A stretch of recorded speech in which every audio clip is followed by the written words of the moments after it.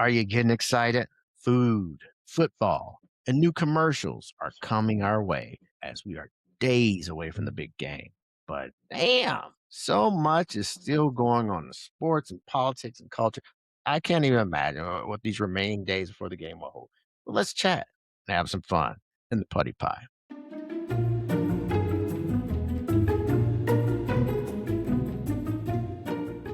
Yo, welcome to the Puddy Pie. It's an off week for the NFL remaining teams as we get prepared for Super Bowl 60. But we grind on. We won't stop. We can't stop. Thanks for joining us. We are the Puddy Pie Philanthropists. I am RoRo. I'm Mickey. And before we get started, I just want to, again, thank you as the show is picking up steam on all the platforms. And please continue, like, comment, follow, and subscribe to our YouTube channel at the Puddy Pie. We'd like to see our subscribers go up and up. And by the way, it's free. So, well, Mickey, no football this week. How did you enjoy your respite? So you got some rest? Is that what you're saying? No, I was bored. I was bored.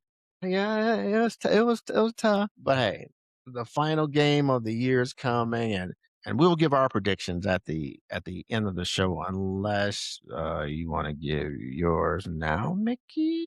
Nice try, but I'm still finalizing my Oh, bets oh, as we speak. okay, all right. But yeah, there's no football this week, but there's a lot still going on in the sports world. And this week gave us some funny and not so funny putty pie eating candidates. So, well, let's just get right to giving out some of our fresh baked putty pies. On the first recipient, I mean, it was so funny we couldn't leave it alone. So Saturday night, I'm getting my sports fix and I'm watching boxing, right? And I'm watching the undercard of the Teofimo Lopez and Shakur Stevenson fight. And just as a side note, congrats, Shakur Stevenson, firmly presenting yourself to the elite boxing stage as one of the great fighters of his time and on the junior welterweight title. And shout out to Lopez for taking on the challenge. But anyways, we're watching the prelim and the craziest shit happened. I mean, the craziest. Wait. Are you talking about the guy that had his wig knocked off? Yes. Okay. All right. Because I was watching half watching. Yeah. I'm bored with no football. And I kind of turned and somebody's hair came off and I was like, why is he watching the Three Stooges?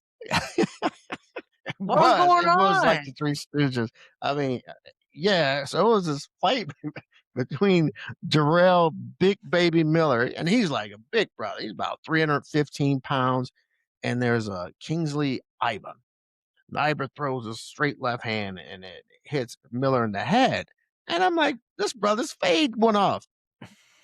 Hilarious. I mean, it reminded me back when, back in the San Francisco, Aunt Esther's wig used to come off when she was trying to fight somebody. Man, that was hilarious. But, to his credit, Miller kind of leaned into it. And, at the end of the round, he was kind of embarrassed. And he just ripped the toupee off and he threw it into the crowd. Wait a minute. Didn't something like that happen before in the NBA with LeBron? Wasn't he he had a headband? He was trying to keep his wig straight. Yeah. Right? Yes. I mean, yeah, too funny. Both of those brothers lost their hair, their hair hats, as they say. That's funny.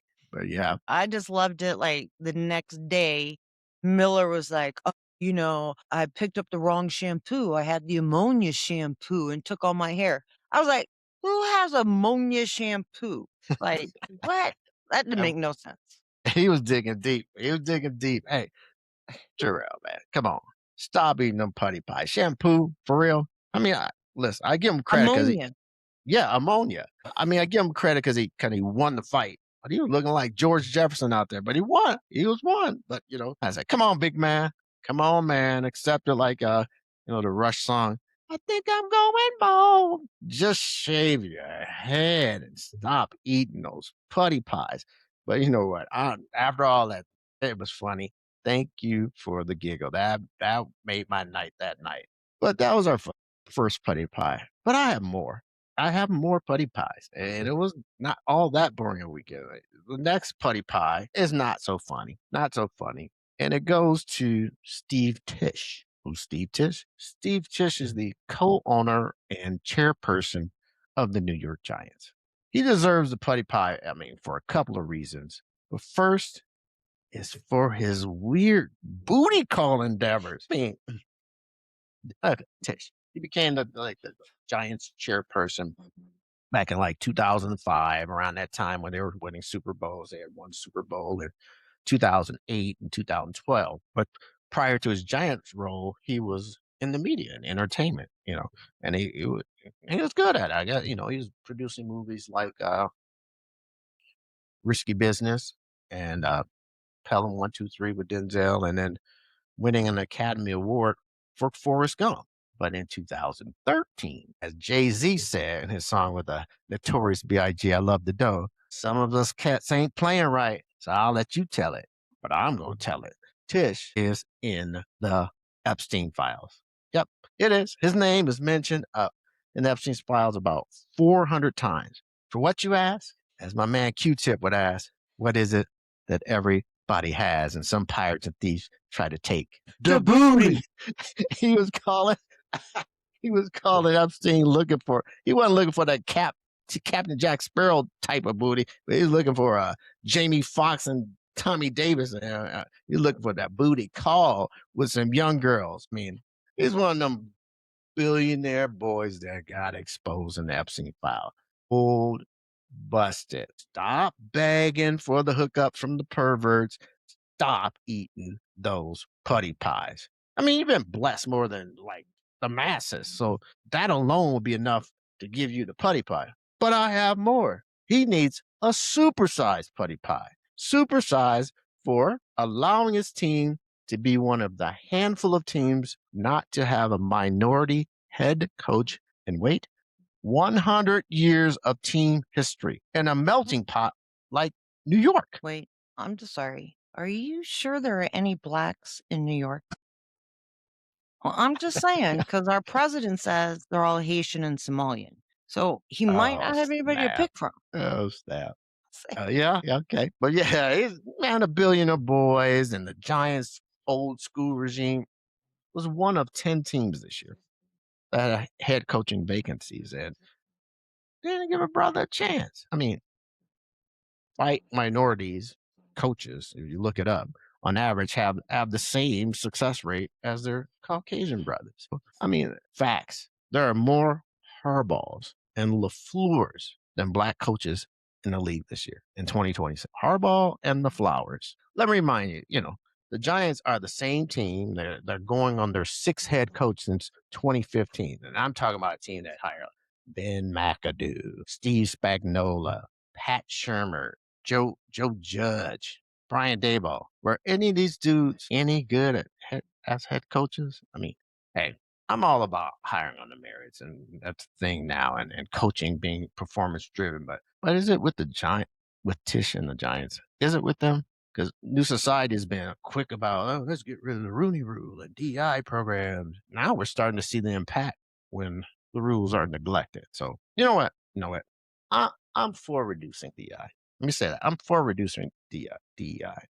Let's reduce the impact of deceiving entitled individuals floating around here. Let's do that. So, Mr. Tish, like Forrest Gump in your Academy Award movie, Mama said you can tell a lot about a person by their shoes, where they're going, or where they've been. Steve, checking your shoes. I hope they don't have that private island sand in them.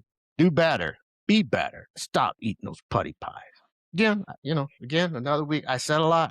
I said a lot. What you think? What you got? you always say a lot. What I love about you, and I'm sure other people love that about you too. But Rose, you stated there's no football. So yeah, I'm a little bored. I have to get accustomed to all the other sports that RoRo can watch on a day. At the house this weekend, we had a lot of college basketball going on for sure. One game we were watching was Texas Tech, University of Central Florida. Mhm. I And remember what that. grabbed it was an okay game, I could read, scroll on my phone, pay attention to the game. what got really interesting at the end, the clock runs out. The Texas Red Raiders are out. The buzzer sounds, they've lost. The Knights had won 88-79. The students went absolutely crazy. They stormed the court, the celebration. It was very kind of exciting. Like, look at these young people enjoying their college life, supporting their team. It is on. But wait, wait, wait. There was a foul called on the Oh, UCF yeah. guard, Johnson. So the refs put .2 seconds back on the clock.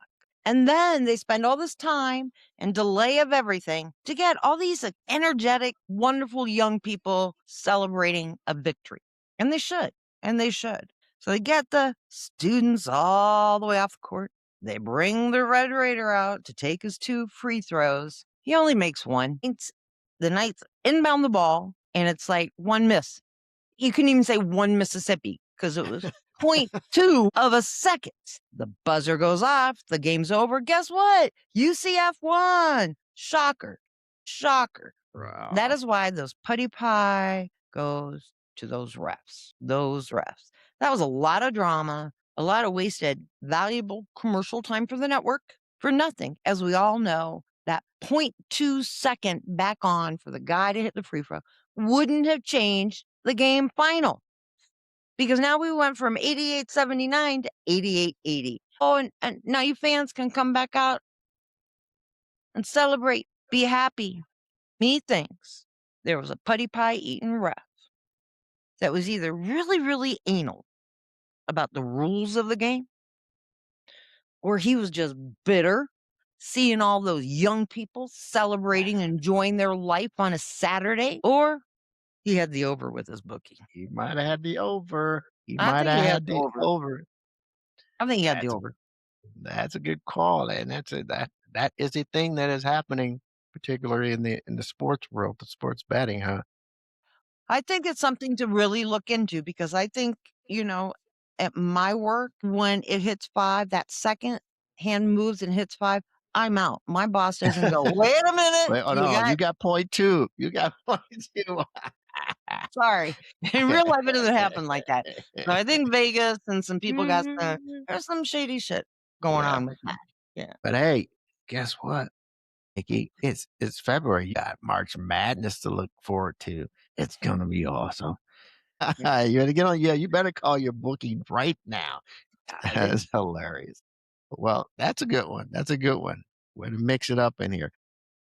as a little reminder to say March Madness, we used to be called the consortium in March Madness. That's We right. used to win a lot. They called us the consortium. I remember that. I Yeah. remember that. The pools. Well, those are see, we were watching sports was happening outside of football, but the Super Bowl is here.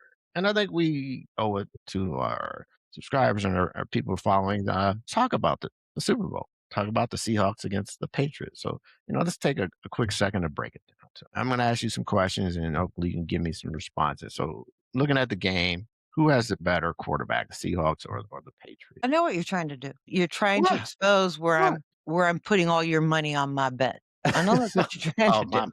Oh, my money. Okay. But on the QBs, it's not gonna identify who I'm betting, but I would say Sam Darnold. I think he's got more experience. I think May's just, MVP, good luck. You've had good 2 years. But I think Sam's got the experience, and he does seem to be a more composed quarterback.